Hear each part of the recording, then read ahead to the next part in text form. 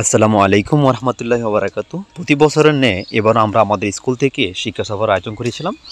আর আমাদের কিন্তু প্রতি বছরই কিন্তু চট্টগ্রাম নাহলে সিলেটে যাওয়া হতো, কিন্তু এবার আমরা একটু ব্যতিক্রম করার চেষ্টা করছি। এবার আমরা আমাদের রাজধানী ঢাকা শহরে যাওয়ার একটা প্ল্যান করেছিলাম। অবশ্যই এই শিক্ষা সফরের বিশেষ ভূমিকা ছিল আমাদের জাহিদ স্যার এবং মোস্তফা স্যার। তারা কিন্তু প্রথম থেকেই একদম শেষ পর্যন্ত অনারব্য অনেক কষ্ট করে পরিশ্রম করে সম্পূর্ণ শিক্ষা সফরটা সুন্দর করে পরিচালনা করেছেন। আমাদের এবার শিক্ষা সফর ছিল আমাদের ঢাকার চিড়িয়াখানা, বোটানিক্যাল গার্ডেন, সামরিক জাদুঘর এবং বইমেলা। এই চারটা ছিল আমাদের স্পট। যদিও আমরা সামরিক জাদুঘর, বইমেলা এবং চিড়িয়াখানাতে যাইতে পেরেছি, কিন্তু আমাদের বোটানিক্যাল গার্ডেন ঢুকতে পারিনি সময় স্বল্পতার কারণে আর কি। তো আমরা এক এক করে কিন্তু চিড়িয়াখানা চলে গেলাম। চিড়িয়াখানায় গিয়ে আমরা সবাই টিকিট কেটে, মানে প্রত্যেকের 50 টাকার টিকিট কেটে আমরা কিন্তু ঢোকার একটা শুরু করেছি। সবাই মোটামুটি ঢুকতেছে, মোটামুটি অনেক সুন্দরভাবেই আমরা যাওয়ার চেষ্টা করছি ইনশাআল্লাহ দিলে। তো আমরা সবাই কিন্তু এক এক করে ঢোকার পরেই আমরা কিন্তু আমাদের চিড়িয়াখানার কাঙ্ক্ষিত যে লুকটা পেলাম। কিন্তু আলহামদুলিল্লাহ চিড়িয়াখানা এত বিশাল পরিসর, আমরা কিন্তু গল্প শুনছি মানুষের কাছ থেকে যে চিড়িয়াখানা অনেক বিশাল, অনেক বড়। কিন্তু আমরা যখন হাঁটা শুরু করলাম সবাইকে নিয়ে, তখন দেখলাম যে না, চিড়িয়াখানার পরিসরটা বিশাল। আর আমাদের এই চিড়িয়াখানাটা মানে স্টুডেন্টদেরকে ট্যাকেল দেওয়ার বিশেষ ভূমিকা ছিল আমাদের মোস্তফা স্যারের বা জাহিদ স্যারের বা রাসেল স্যারের। এছাড়া আমাদের আরও অনেক শিক্ষার্থীরা বা শিক্ষকরা ছিলেন, বিশেষ করে যারা বড় তারা ছোটদেরকে সহজ করে সুন্দর করে মানে পরিচালনা করার একটা বিশেষ ভূমিকা পালন করেছিলেন। আমরা চিড়িয়াখানায় গিয়ে প্রথমে আমরা পাই সামনেই যেই বানর, আর সেখানে আমরা বানরের বিশেষ ভূমিকা দেখতে পাই। আমাদের যে সিনিয়র যে স্টুডেন্টগুলো তারা তো মনে একদম উৎফুল্ল, তারা এবার শিক্ষা যাওয়ার কথা ছিল না, যদিও এবার আমাদের তাদেরকে মার্চের পরীক্ষা হওয়ার কারণে তাদেরকে শিক্ষা সফর নেওয়া হয়েছে, কিন্তু এবার তারা অনেক খুশি যে আমাদের সাথে শিক্ষা সফর যাইতে পেরে আর কি।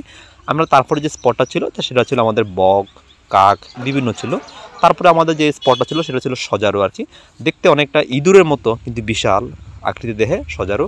আমরা ফাইনালি এই এখন আমরা যে দেখলাম আমাদের বাঘ মামা আর কি, আমরা যেটা নাম শুনছি বাঘ মামা, কিন্তু বাঘ মামার আমরা দেখার জন্য সবাই কিন্তু ব্যাকুল হয়ে আছে। বাঘ মামা অনেকক্ষণ শুয়ে ছিল, তো শুয়ে ক্লান্ত হয়ে গেছিলো, তো সেই জন্য একটু চারিদিকে রাউন্ড দিতেছিল কারণ কি আর খাবারে কিন্তু অলরেডি সময় হয়েছে।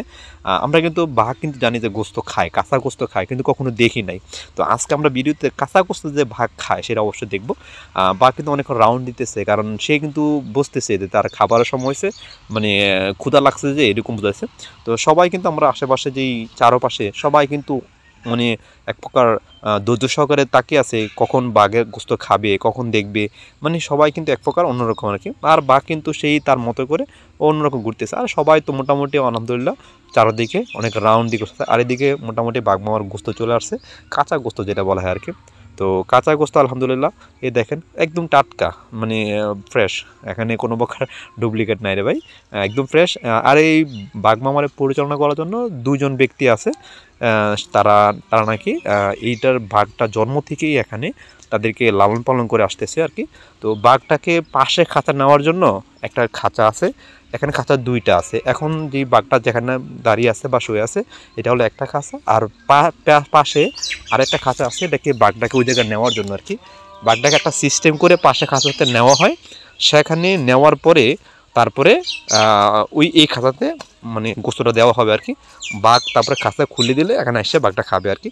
আর উনি হচ্ছেন এই যে খাঁচা পরিচালনা করেন, মানে এই দুজন আর কি, এই দুজন, সে হচ্ছে এটার খাঁচার মেন আর কি, যাকে আমরা হেড অফ দ্য প্রধান বলি আর কি, তিনি আর কি। তাকে জিজ্ঞেস করা হয়েছিল যে ভাইয়া এখানে এর সময় কিছু বলেন, তো সে বলছিল যে বাঘটার বয়স হলো 2.5 বছর আর কি।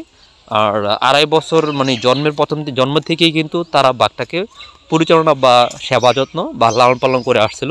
যে বাঘটাকে দেখেন তারা কিন্তু অলরেডি নেওয়ার জন্য বাঘটাকে খাঁচার ভিতরে ঢুকাই দিছে অলরেডি। দেখেন বাঘের যে খাঁচাটা এটা কিন্তু খুলে দিছে, যে গোস্তটা দেওয়া দিবে, আবার গোস্তটা দিয়ে ওই যে দেখেন ওর উপর একটা পাটাতন আছে, হ্যাঁ ওই জায়গাতে যাওয়ার পরে ইয়ারটা লক করে দিছিল। লক করে দেওয়ার পরে এই যে ব্যক্তিটা যেখানে আসছিল সে কিন্তু মোটামুটি এটা পরিচিত অনেক ছিল। হ্যাঁ, তো এই মামাকে যখন জিজ্ঞেস করা হয়েছিল যে এটা সম্পর্কে কিছু বলার জন্য, তো মামা কিন্তু তখন মোটামুটি এরা সম্পর্কে অনেক কিছু বললো, যে এই বাঘটা কিন্তু এখন অনেক মানে ওই যে পাটাতনটা খুলে দেওয়া হয়েছে, মানে খুলে দেওয়া হচ্ছে, বাঘটা এখন চলে আসতেছে। বাঘটা আমি অনেকক্ষণ চেষ্টা করেছিলাম যে বাঘ মামার খাবারের জিনিস দেখব, কিন্তু সে কিন্তু মানুষ দেখে তাদেরকে খাওয়ার জন্য একটা আগ্রহ প্রকাশ করতেছে। মানে এত মানুষ ওই জায়গায়, তো এক টুকরা গোস্ত, সেটা তো মনে হয় না যে একটা সামথিং অন্য কিছু। আর সবাই তো একটা মোবাইল নিয়ে ক্যামেরা নিয়ে দাঁড়িয়ে আছে, কখন বাঘ গোস্ত নিয়ে দৌড় দিবে। গোস্ত মানে বাঘ নাকি রক্তে বা গোস্ত গ্রান শুন মানে পাইলে নাকি ঝাঁপিয়ে পড়ে। সবাই কিন্তু মোবাইল নিয়েই দাঁড়িয়েছিল, আমিও ক্যামেরা নিয়ে দাঁড়িয়েছিলাম যে বাঘ মামা কখন এই গোস্ত বা রক্তের গ্রান শুনে লুটে পড়বে এটার উপরে আর কি। কিন্তু বাঘ মামা কিন্তু সেরকম কিছু করার চিন্তা ভাবনা করে নাই। অনেকক্ষণ ঘুরতেছে। তা আমরাও কিন্তু ধৈর্য সহকারে বসে আছে। আজকে আমরা দেখব যে বাঘ মামার গোস্ত কীভাবে খায়, মামা যে গোস্ত খায় কি না বা কখন খাবে আমরা দেখবো আর কি। তো পরিশেষে আমরা অবশ্য বাঘ মামার গোস্ত খাওয়ার আমরা দেখব। তবে আমরা এই ভিডিওটা দেখব আগামী ভিডিওতে। প্রত্যেকে ধন্যবাদ, যারা এই পর্যন্ত দেখছেন ধন্যবাদ। দ্বিতীয় পার্ট দেখার জন্য আমন্ত্রণ জানিয়ে এখানে শেষ করছি। আসসালামু আলাইকুম।